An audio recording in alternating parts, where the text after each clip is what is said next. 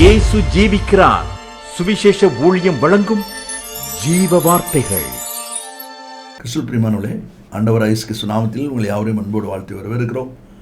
இயேசு ஜீவிக்கிறார் ஊழியத்தின் சார்பாக ஜீவ வார்த்தைகள் நிகழ்ச்சிக்கு வந்திருக்க உங்களை கர்த்தர் ஆசீர்வதிப்பாராக. ஒவ்வொரு வாரமும் இதே நேரத்தில் இந்த வார்த்தைகளை கேளுங்கள், நேர கேட்க செய்யுங்கள்.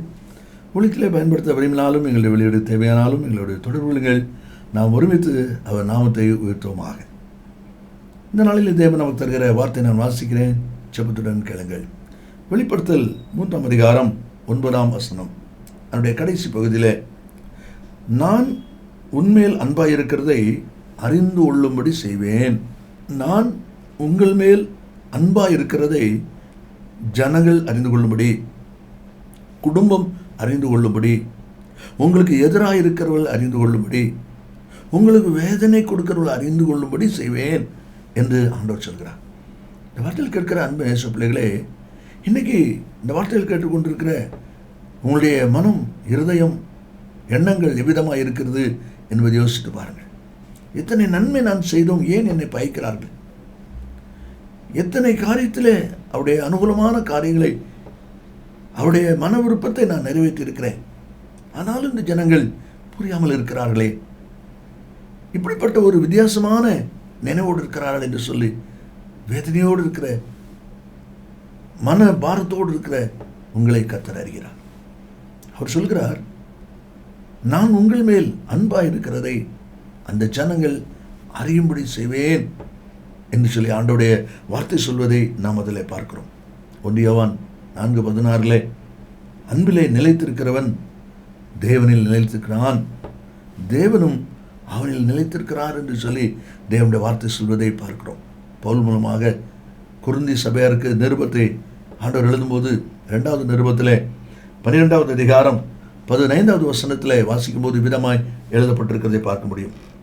நான் உங்களில் எவ்வளவு அதிகமாய் அன்பு கூறுகிறேனோ அவ்வளவு குறைவாய் உங்களால் அன்பு கூறப்பட்டிருந்தாலும் மிகவும் சந்தோஷமாய் நான் உங்கள் ஆத்துமாக்களுக்காக செலவு பண்ணப்பட விரும்புகிறேன். நான் அதிகமாக அன்பு கூர்ந்தேன், ஆனால் நீங்கள் அந்த அளவுக்கு அன்பு கூறல. ஆண்டவர் தெளிவாக சொல்கிறார். நல்லா யோசிங்க. அநேக காரியங்களை நாம் பார்க்கும்போது தேவன் நம்மை நடத்துகிற பாதை எத்தனை அதிசயமான ஆச்சரியமான பாதையாக இருக்கிறது என்பதை நாம் பார்க்கிறோம்.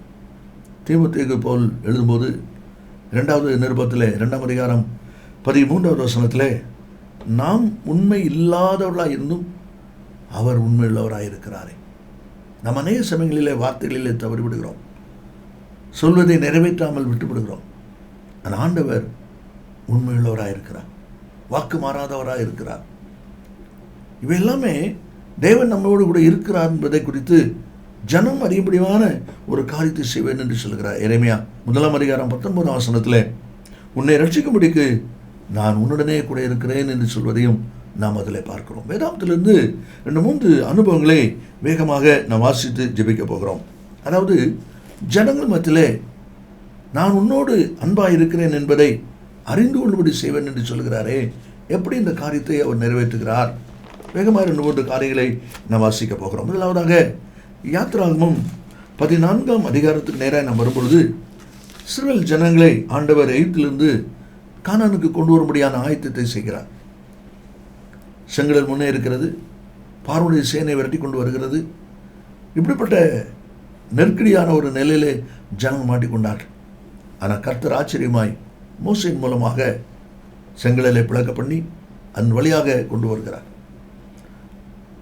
பார்வோனுடைய சேனையும் இதை பயன்படுத்தி அவர்களும் செங்கடலுக்குள்ளே வந்து அமிழ்ந்து போகிறதை யாத்திராகமம் 14ஆம் அதிகாரத்தில் வாசிக்கிறோம். அப்பொழுது ஜனங்கள் சொல்லுகிற ஒரு வார்த்தையை பாருங்கள். 25வது வசனத்தில், அவருடைய ரதங்களிலிருந்து உருளைகள் கழலவும் அவர்கள் தங்கள் ரதங்களை வருத்தத்தோடு நடத்தவும் பண்ணினார். அப்பொழுது எகிப்தியர், இஸ்ரவேலரை விட்டு ஓடி போவோம், கர்த்தர் அவர்களுக்கு துணை நின்று எகிப்திற்கு விரோதமாய் யுத்தம் பண்ணுகிறார் என்றார்கள். இதுவரைக்கும் இந்த ஜனங்கள் அதை உணராமல் தான் இருந்திருக்கிறாங்க. 10 வாதைகள், இந்த 10 வாதைகள் இஸ்ரேல் ஜனங்களுக்கு கிடையாது, எப்படி ஜனங்களுக்கு கிடையாது. அதெல்லாம் பார்க்க தான் செஞ்சாங்க. ஆனால் அதே சமயத்தில் அந்த உணர்வு வரல. தேவனோடு இருக்கிறார் என்பதையும் தேவன் அவர்களுக்காய் செயல்படுகிறார் என்பதையும் குறித்த அறிவு இந்த நேரத்தில் தெளிவாக இருக்கிறதை நாம் இங்கே பார்க்கிறோம்.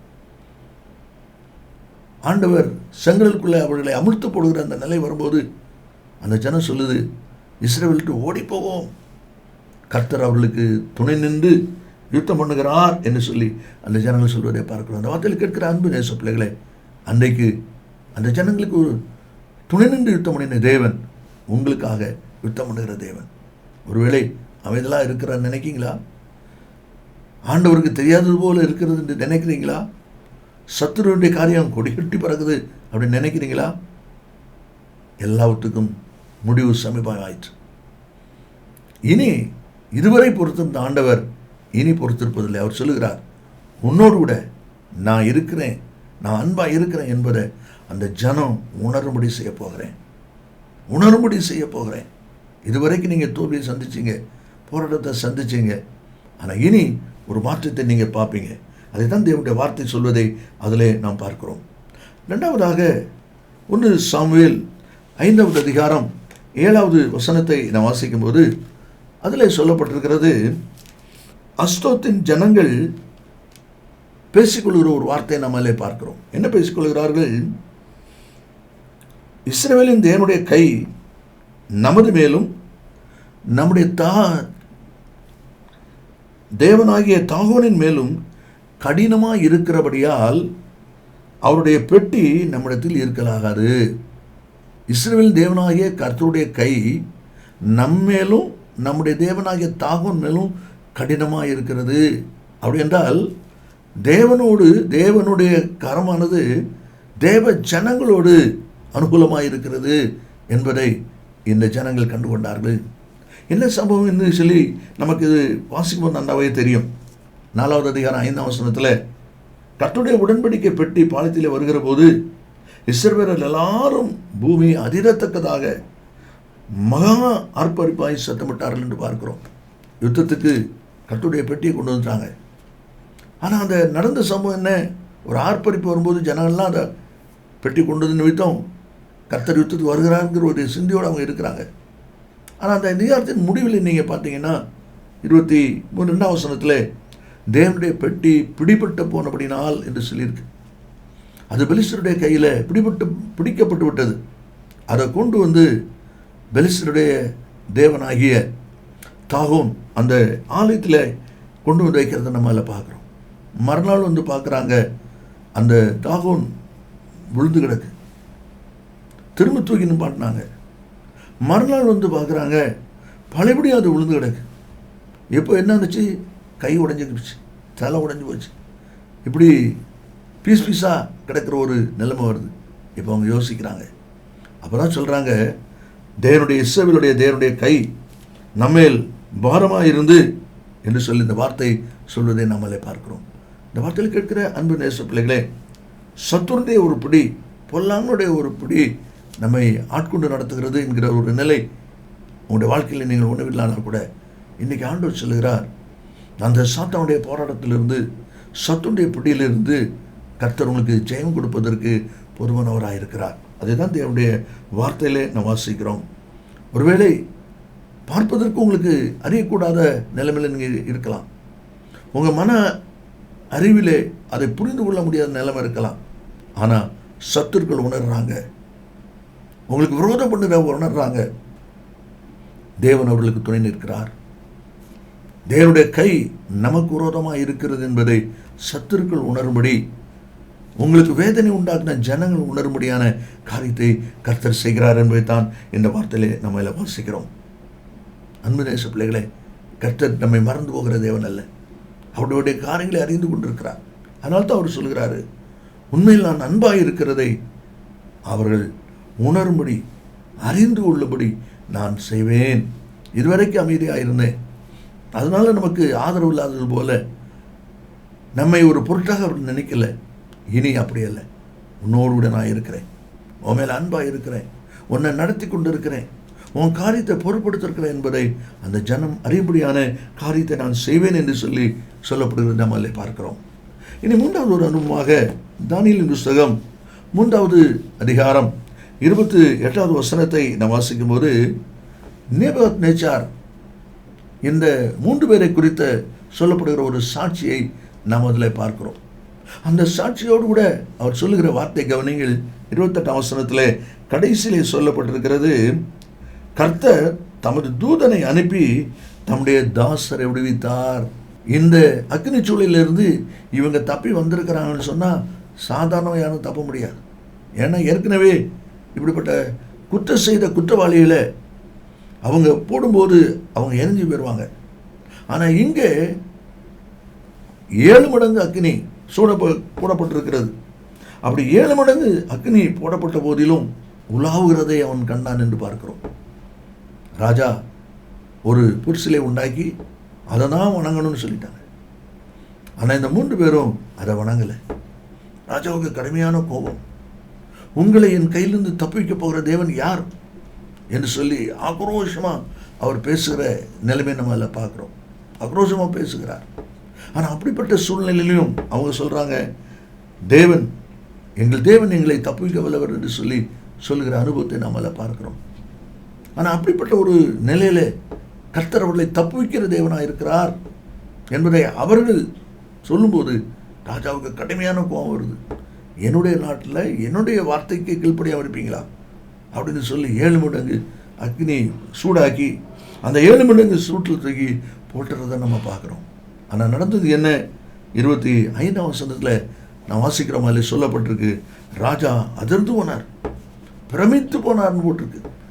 24 வசனத்தில் ராஜாவாகிய நேபுகாத்நேச்சார் பிரமித்து என்று வாசிக்கிறோம். காரணம், சூழலில் பார்க்குறாங்க, 3 பேர் தானே போட்டோம், இது 4 பேர் அதான் உலாவிக்கிட்டு இருக்கிறாங்க. 4வது நபர் தேவபுத்தருடைய சாயல், அப்படியானால் கர்த்தர் கூட இருக்கிறார் என்பதை ராஜா அறிந்து கொண்டான். அதுக்கு பின்னால் அவனுடைய ஸ்டேட்மெண்ட்டே வித்தியாசமாக இருக்கிறதை நாம் அதில் பார்க்கிறோம். தேசத்தில் சட்டமே மாற்றப்படுகிறது. அப்படிப்பட்ட ஒரு பெரிய மாற்றத்தை செய்வதை நாம் அதில் பார்க்கிறோம். எப்படி இது நடக்குது? இந்த 3 பேரோடு கர்த்தர் இருக்கிறார் என்பதை, தேவன் அவர்களோடு செயல்படுகிறார் என்பதை ராஜா அறியும்படி கர்த்தர் செய்கிறதை நாம் அதில் பார்க்கிறோம். அருமையான கர்த்தருடைய பிள்ளைகளே, இதே தேவன் உங்களுடைய வாழ்க்கையிலையும் உங்களுக்கு விரோதமாக எழும்புகிறவர்கள் கர்த்தரோடு இருக்கிறதை அறியும்படியான காரியத்தை நிச்சயமாய் செய்வார் என்பதிலே சந்தேகமே இல்லை. கடைசியாக ஒரு வார்த்தையை வாசித்து நாம் ஜெபிக்க போகிறோம். அப்போஸ்தலர் 4வது அதிகாரம் 13வது வசனத்தை நாம் வாசிக்கும் போது, பேதுருவும் யோவானும் பேசுகிற தைரியத்தை அவர்கள் கண்டு அவர்கள் படிப்பு அறியாதவர்கள் என்றும் பேதமை உள்ளவர்கள் என்றும் அறிந்தபடியினால் ஆச்சரியப்பட்டாங்க. நல்லா யோசிச்சு பாருங்க, தைரியமாக பேசுகிறாங்க, தீர்க்கமாக பேசுகிறாங்க. அப்போ இந்த வேதபார பரிசேயர் ஒருவருக்கு சொல்லிக் கொள்கிறாங்க, எப்படி உங்களால் எப்படி பேச முடியுது? இவங்க படிப்பறிவு கிடையாத, இவங்களுக்கு பேதமை உள்ளவங்கள்லாம், அப்போ எப்படி உங்களால் இப்படி செய்ய முடியுது என்று சொல்லி நினைக்கிறாங்க.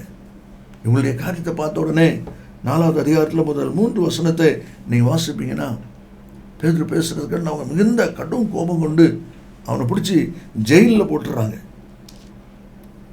7ஆம் வசனத்தில் அவங்கள பார்த்து கேட்குறாங்க, நீங்கள் எந்த வல்லமையினாலே எந்த நாமத்தினாலே இதை செய்றீங்க சொல்லுங்க. அவன் சொல்கிறான், நீங்கள் சிலுவையில் இறங்கிங்களே அந்த இயேசு தான், அந்த இயேசுவின் நாமத்தினால நான் இதை செய்கிறோம். அவங்களுக்கு மிகுந்த கோபம் வருது.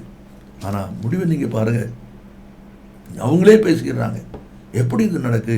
அந்த 13ஆம் வசனத்திலே கடைசியிலே சொல்லப்பட்டிருக்கிற அனுபவத்தை நாம் அதில் பார்க்கிறோம். அதில் சொல்லப்பட்டிருக்கிறது, அவர்கள் இயேசுடனே கூட இருந்தவர்கள் என்றும் அறிந்து கொண்டார்கள். இந்த வார்த்தையில் கேட்கிற அன்பு நேச பிள்ளைகளே, இன்றைக்கு கர்த்தர் கொடுக்கிற வார்த்தை என்ன? உங்களோடு கூட தேவன் அன்பாக இருக்கிறார் என்பதை எதிரிகள், விரோதிகள், உங்களுக்கு எதிராக இருந்தவர்கள் அறியும்படியான காரியத்தை கர்த்தர் செய்வார். நீங்கள் அதை பார்ப்பீர்கள். நாம் ஜெபிப்போமா? இயேசு சீக்கிரம் வரப்போகிற நல்ல பிதாவே, நன்றியோடு துதிக்கிறோம். உடைய வார்த்தை ஆமென்றும் ஆமென்னும் இருப்பதற்காக ஸ்தோத்திரம். இந்த வார்த்தை கேட்டிருக்கிற ஒவ்வொருவரும் இந்த நாளிலும் கர்த்தர் தன்னோடு இருக்கிறேன் என்பதை விசுவாசித்து பலனுடைய கர்த்தர் உதவி செய்யும். இயேசுவின் நாமத்தில் பிதாவே, ஆமென் ஆமென். கர்த்தர் உங்களை ஆசீர்வதிப்பாராக. ஆமென்.